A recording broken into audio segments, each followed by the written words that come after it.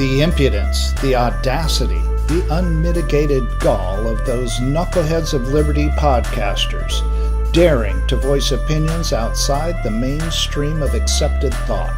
Listen if you dare. It's angry, it's funny, it's even sometimes sad, but it's always based on freedom and justice, as you will see. Here's our host, Jason McPhee.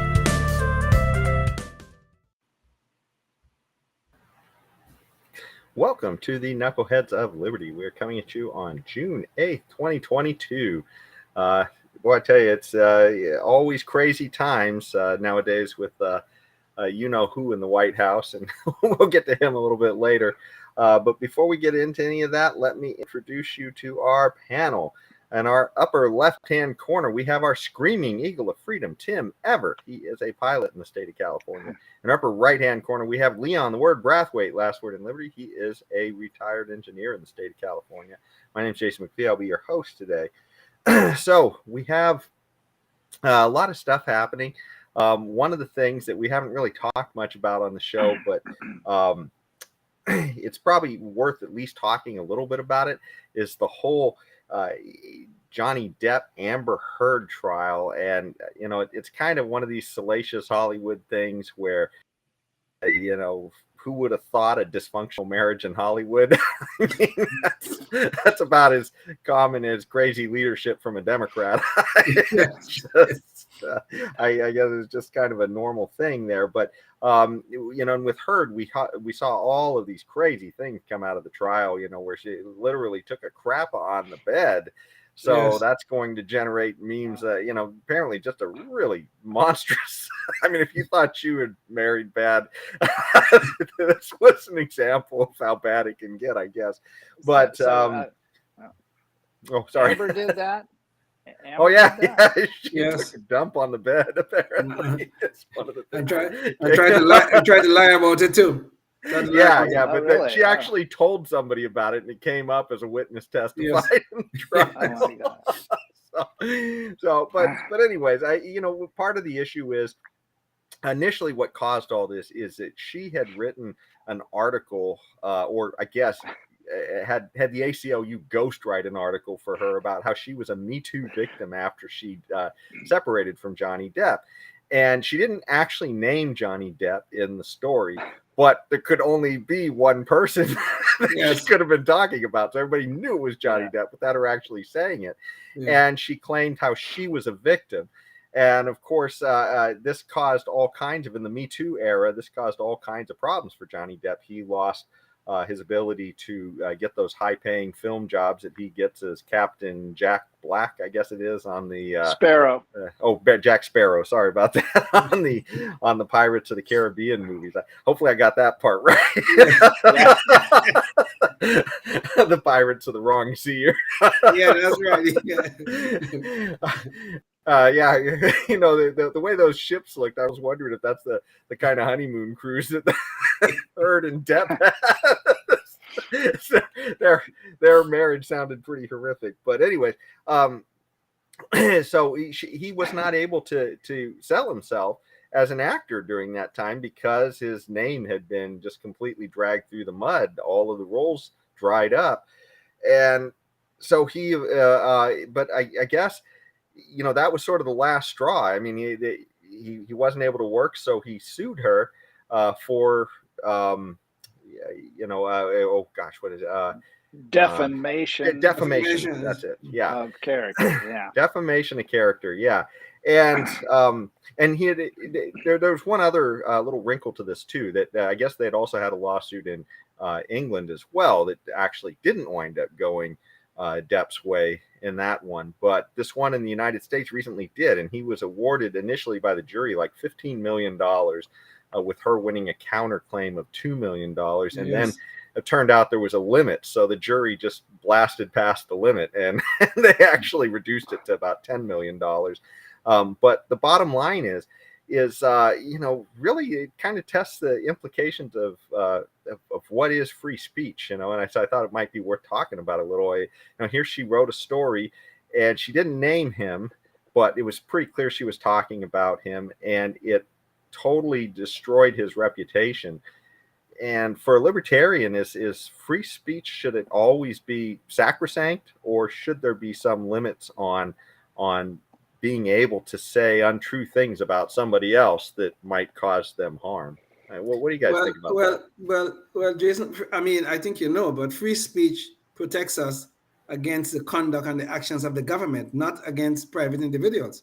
So well, except that this is the government coming in by awarding damages, right, for the actions of private, because Amber Heard's not the one who's literally not letting him work. It's somebody else who's not letting him work based upon the reputational damage that she's done to him, right? So that's literally the government coming in and saying you don't have a right to say something that might harm somebody else. Right? No, Jason, no. This is what is happening here, okay? This woman made a statement. It destroys his life. Let's use that word for the time being. It destroys his life. He has a right to go to court and seek redress of that. The government is not telling him to do or not to do anything. The government is just saying, yes, based upon the evidence, we have determined that you did destroy his character. And as a result of destroying his character, you should pay. Free speech is not without consequences. This is the point. People think they could say any damn thing they please. Yes, you can, but there are consequences to saying any damn thing you please. And that's what free speech is. So it's not that the government is stopping Amber Heard from speaking. It is, she must understand that she have a right to speak as much as she wishes, but there are consequences to that speech. That's all. Well, Leon, let me flip it around a little. So in a case like if Amber Heard came and took a dump on your bed, right, okay, then she's literally violated your property rights. So it's the property rights that the government has given you that are being violated, and that's why the government is stepping in, because she has literally violated your property rights. But in the case of Johnny Depp's reputation, does Johnny Depp have the same property right in his reputation that he does on his bed sheets from Amber Heard being able to come over and take a dump on the bed sheets? Right? Do you have, in other words, do you have a right to your image that's in other people's heads? Right? Yes. Because that's essentially what's being assaulted here, right? Is the image that somebody else has in your head, and what somebody else may have said about you that's causing that image to change in somebody else's head. You have a right to your reputation. That is why companies all over America spend billions of dollars protecting the name of the organization, because your reputation has value. Under our laws, yeah, but I'm just saying under a libertarian principle of free speech, right? Do you have, I mean, because there's two different things here. One is the laws that our government has versus should you just have a right to free speech, right? I mean, from a libertarian perspective, right? Well, I do not believe there's anything in society that can occur without consequences of some kind.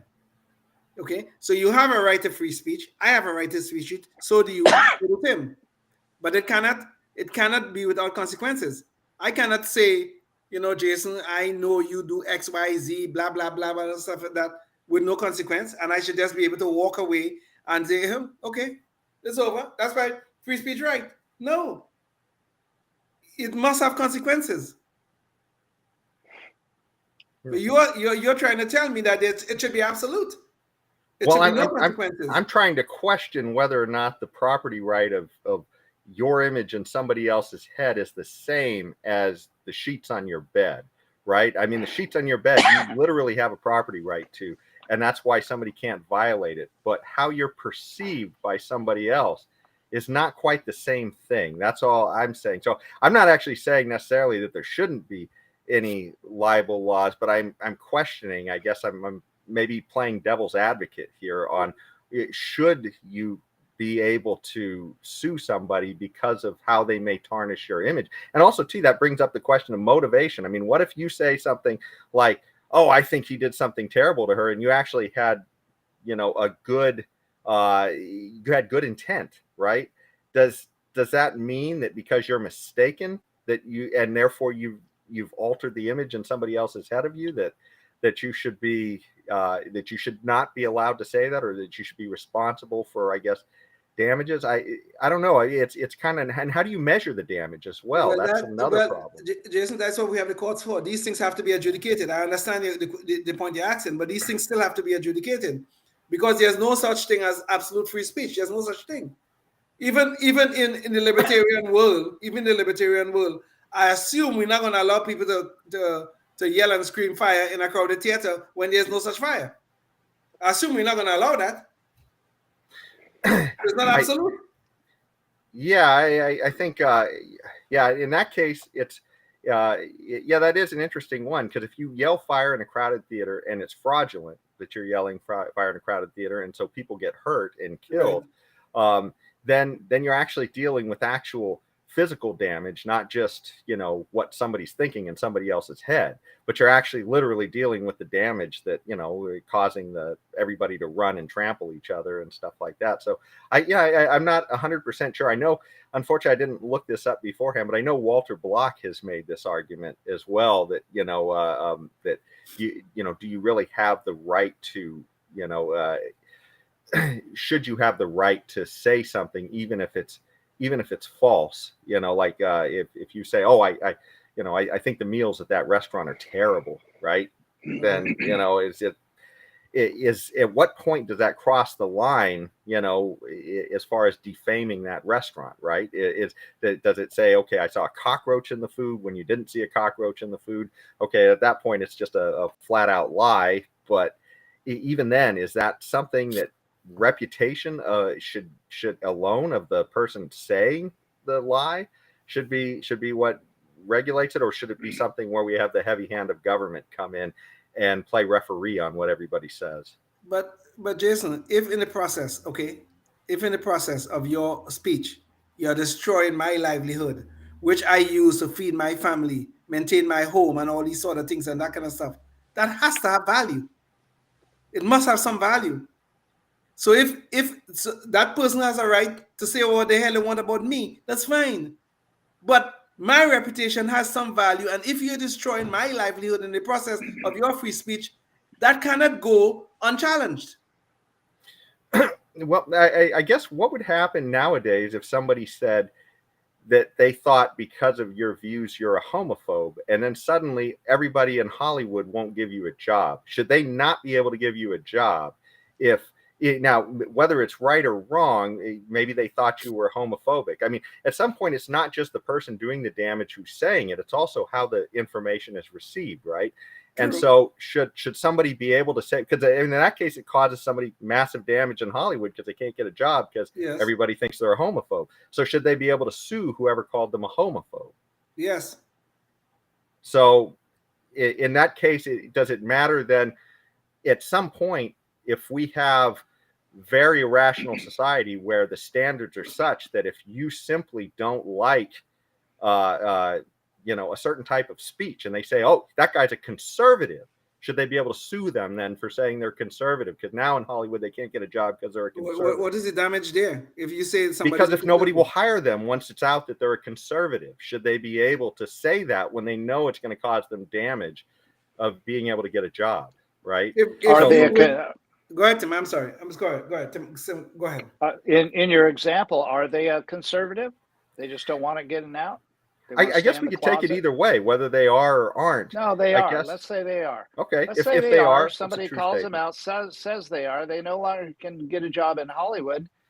Now, who's going to sue who? Or maybe nobody sues anybody. I mean, how do you measure if somebody's a conservative, right? I mean, it may be that a guy like Elon Musk used to be a lefty, and now suddenly he's a conservative today.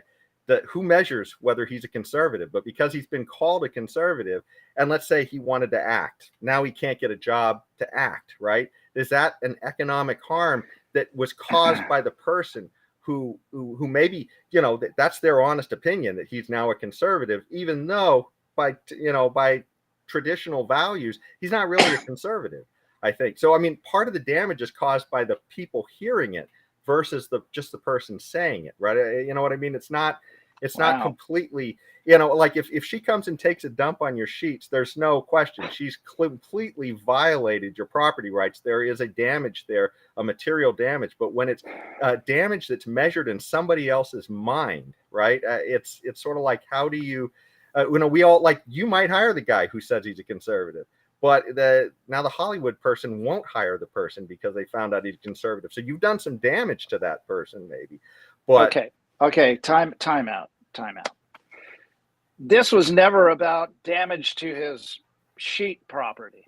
It was not. I'm still laughing. No. I'm trying to make the analogy to property rights, Tim. So yes. How do we define this property right? Well, okay.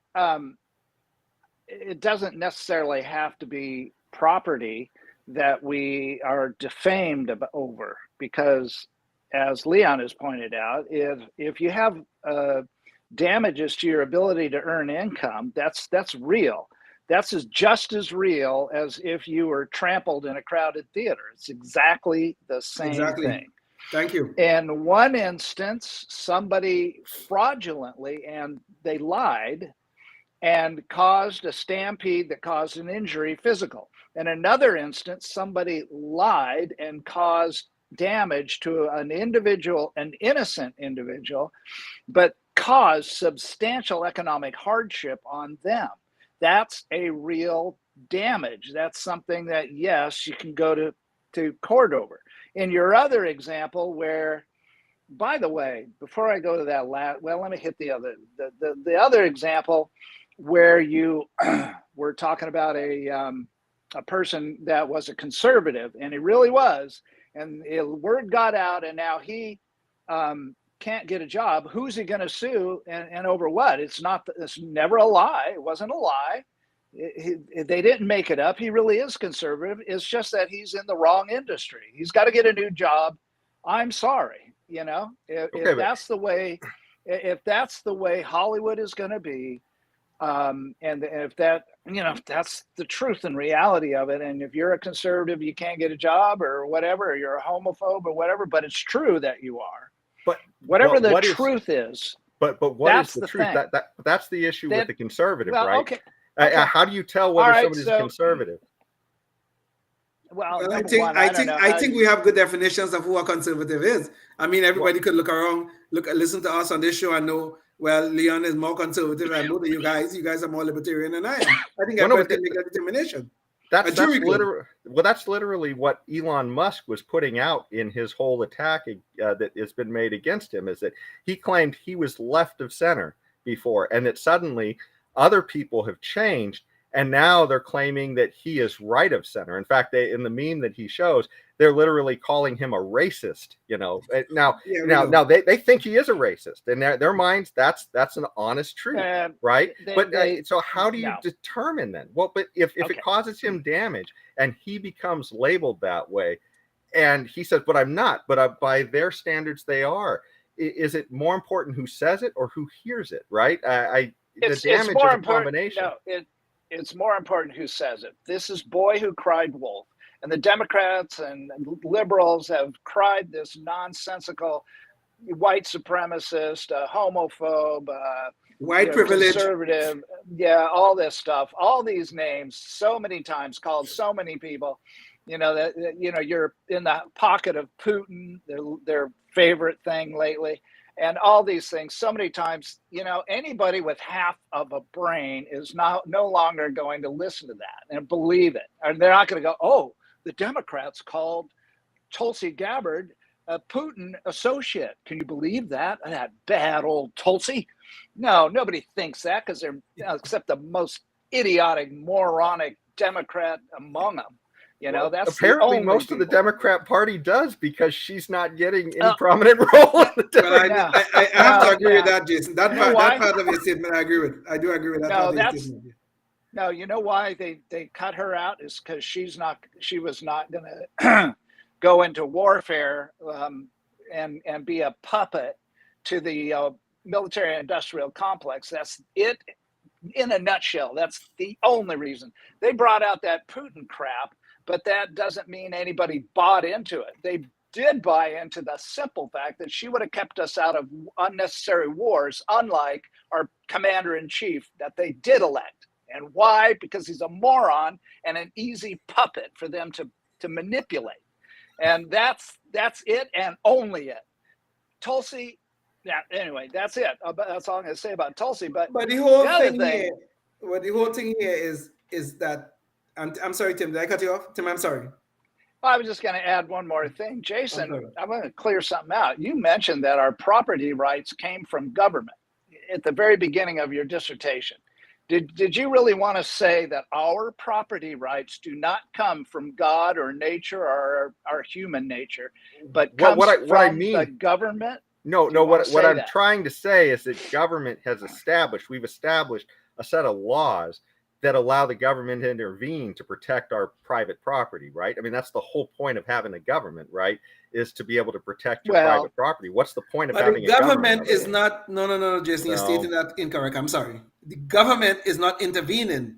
We are making a choice to go to court where the government does act based upon the evidence we present. That's not the government intervening. That's not the same thing. Well, you're enacting the force of the government on somebody else based upon the damage you think that they've caused you. So I mean, you are getting the intervention. If you have evidence to prove that case, yes. But that's the point, right? So you're able to get government to intervene on your behalf, just like with property rights, where you show that somebody came in and crapped on your sheets, then therefore you can bring in the government to say, hey, this person violated my property rights. Right. That's a bad analogy, in my opinion, about this case. Here's the person broke a law. Amber Heard broke the law and defamed somebody with a lie. Isn't that against the law, Leon?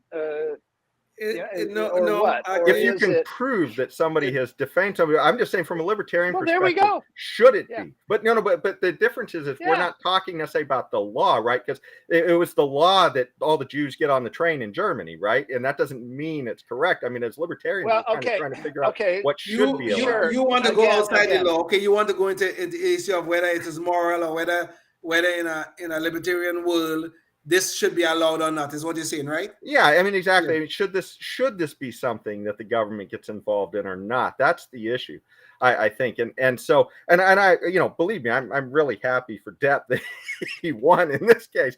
But I'm just trying to wonder about the implications on speech, right? If somebody can say something that can be interpreted by somebody else in their head to cause you damage, at what point are you able to constrain their speech? Because I mean, that's really what we're talking about here. Well, then let me turn this around, Jason, and let me ask you a question then. In the libertarian world, we are in the libertarian world now, okay?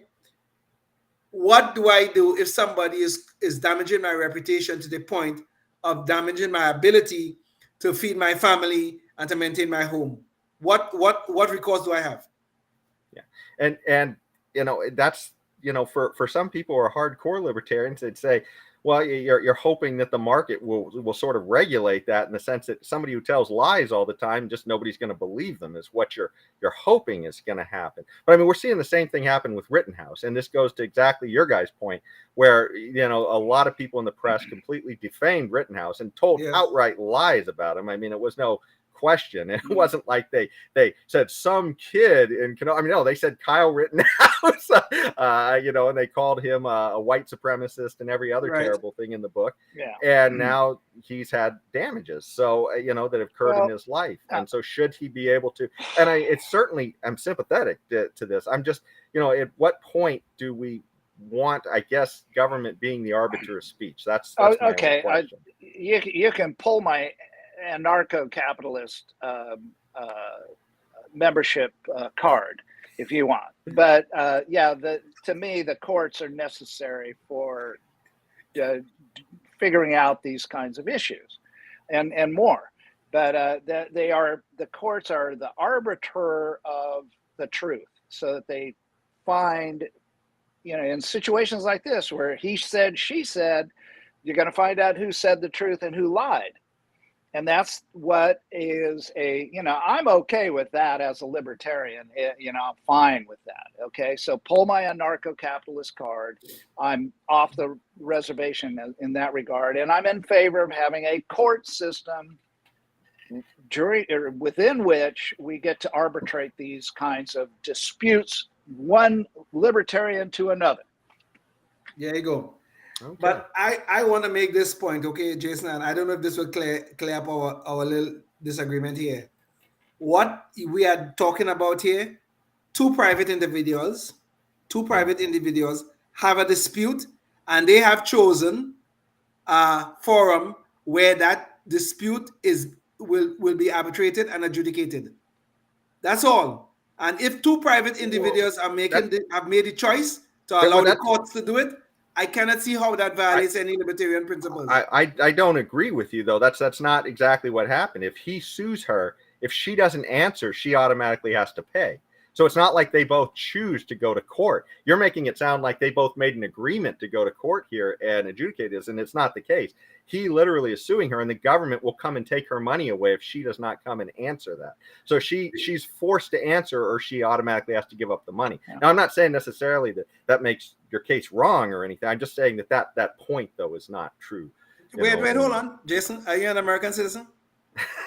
So you're saying that we are all under the contract of American law by virtue of exactly. We are under the contract. You're a social contract person. We are choosing to be under that contract, and if we choose to be under the contract, we are choosing the courts to adjudicate our differences. Okay, so you're for the social contract, just to have that on record. Right? I am for the Constitution of the United States. Yes. Yeah. Okay. Well, with that, I think we made some great points here, and I think it's hopefully we've illuminated a little bit about the different possibilities in the argument here. Certainly, yes. The other guys have much stronger opinion on it, and I'm kind of somewhere in the void, I think. But anyway, speaking of the void and no man's land, let's jump to Knucklehead Noise Patrol, because we do have kind of an interesting one this week, and it's as promised. We were going to invoke Biden here, and after the Uvalde shooting. And we were hoping to get into that. Hopefully we'll get back to that on another show when things are a little more resolved. But Biden was talking about the different calibers of weapons and why they should be, all the reasons why they should take your guns away. And so one of the things, let me read this quote to you. And so what he was said, as I sat with it. Oh, and by the way, most times Biden gives these anecdotes from his life. They're false, just in case you haven't looked. So just take it with a grain of salt when he said he has a story to tell you. Maybe we can sue him for the damages he's doing. But he says, and I sat with a trauma doctor and I asked him, I said, what's the difference? I said, why are they dying? And they showed me x-rays. He said, a 22 caliber bullet will lodge in the lung and we could probably get it out, maybe get to it and save the life. A 9mm blows the lungs out of the body. You lying face, dog, pony, soldier, pony, or whatever. I don't know. I added that other on. That was from another. Yeah. Yes. And maybe we could get an image of this up too, James. This is from this is Biden talking about the 9mm and why he wants to ban it. And it wasn't even the gun that was used, I don't think so. And here's just a little show of bullets and their sizes, their relative sizes. So we see the 9mm a lot farther on the small side of the scale, which means that when they say they're coming for your guns, if they want to take away your 9mm, they're pretty much taking almost everything off the table. So anyways, the actual round that was used is the one on the far right, the 5.56 .223. That's a 22 caliber. .22 is 22. 22 caliber, just the same as a 22 LR. Over there, it's going a heck of a lot faster though, and that's where it does its damage, especially close range. So,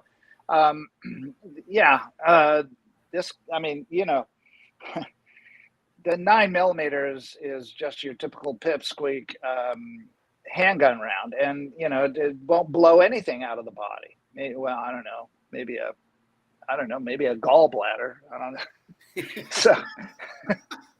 Or maybe a gallstone, perhaps. But anyway, yeah, this is just typical Biden. He's a moron, and he doesn't know what he's talking about anything, especially related to firearms. He's a cognitively challenged moron. So what could I say? Is there anything else to be said more than that?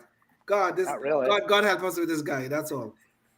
So if only women should be allowed to make laws about abortion, then perhaps only people that know anything about guns should be allowed to make gun laws. What about that? Or maybe gun makers. Yeah. Somebody who's birthed the gun. Yes. Crazy. Yeah. Well, I don't have any more to add. I think that we went really long on one topic. We did. Yeah, we did. But I think it was a rich dive. Yes. But anyways, until the next time, do what you can to stay free out there. Yes, indeed. Okay. Life, liberty, and the pursuit of happiness, always and forever. Thank you for listening to the Knuckleheads of Liberty podcast. Find us on Facebook, Rumble, YouTube, your favorite podcast network, and at knuckleheadsofliberty.com.